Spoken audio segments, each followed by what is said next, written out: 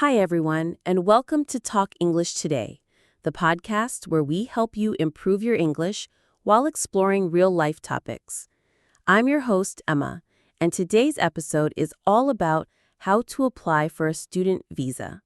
If you're planning to study abroad, this episode is going to walk you through everything you need to know. Joining me is Jake, a university student who recently went through the visa process himself. He's here to share his experience, step by step. Welcome to the show, Jake. Hi, Emma. Thanks for having me. I'm really glad to be here. I remember how confused I was at the beginning, so I hope my experience can make things easier for others. Absolutely. You're not alone. Many people feel overwhelmed when they hear the word visa. But once you understand the process, it's not as scary. So let's start from the top. Jake, where are you studying now? I'm currently studying computer science at a university in Toronto, Canada. Nice. So what was the very first thing you had to do before applying for the student visa? The first step was to choose the university and the program I wanted. After doing a lot of research, I applied to 3 schools. Once I got my letter of acceptance, sometimes called a letter of admission, I could start my visa application. So the acceptance letter is like your golden ticket? Exactly. Without that, you can't even start the visa process. That's good to know. So after you got your acceptance letter, what did you do next? Then I went to the official Canadian immigration website. In Canada, the student visa is actually called a study permit. I filled out the application online, but you can also do it on paper if needed, though online is faster. And what kind of documents did they ask for? There were several important documents. I'll list them. A valid passport. It must be valid for the entire duration of your studies. The letter of acceptance from the university. Proof of funds. This shows you can pay for tuition, living expenses, and return travel. Passport-sized photographs with specific dimensions. Proof of English language skills like an IELTS or TOEFL score. In some cases, a medical exam or a police certificate. Wow, that's a lot.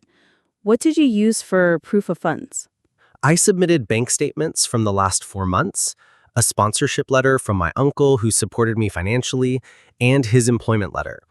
It's important to show that the money is real and available. That's a helpful tip. I've heard of people being rejected because they didn't show enough financial proof. Yes, that happens. The officers want to be sure you won't get into financial trouble while studying. You also need to explain where the money is coming from. So after uploading all your documents, what's the next step? Then you pay the application fee. For Canada, it's around 150 Canadian dollars.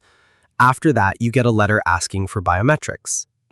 Biometrics. That's fingerprints and a photo. Exactly. I had to visit a visa application center, or a VAC, to give my biometrics.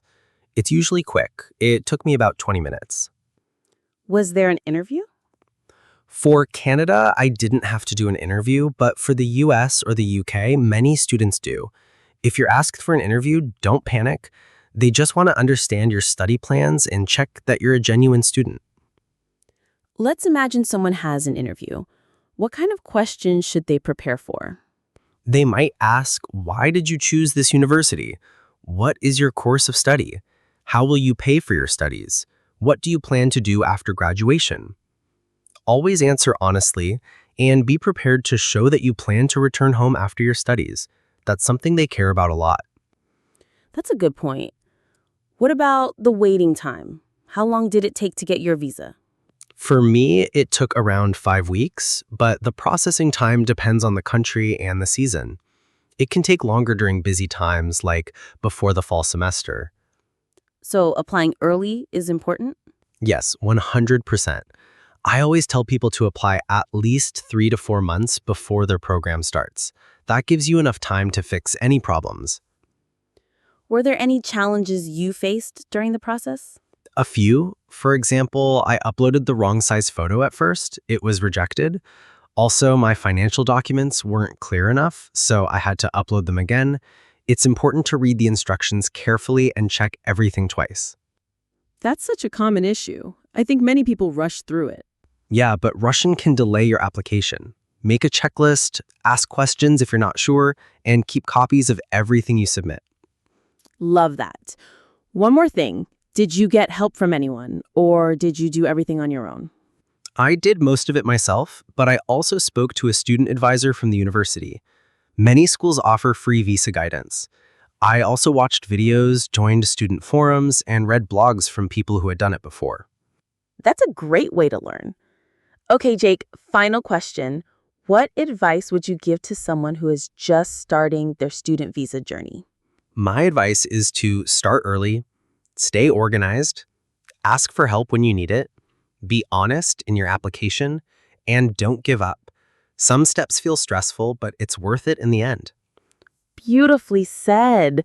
Thanks so much, Jake. I think our listeners will find your stories super helpful. Thanks, Emma. I'm really glad I could share my experience. And to everyone listening, thanks for joining us on Talk English today. If you found this episode useful, please follow the podcast, share it with a friend, and leave us a review. We've got more episodes coming soon on topics like preparing for English exams, adjusting to life abroad, and building your confidence in everyday English.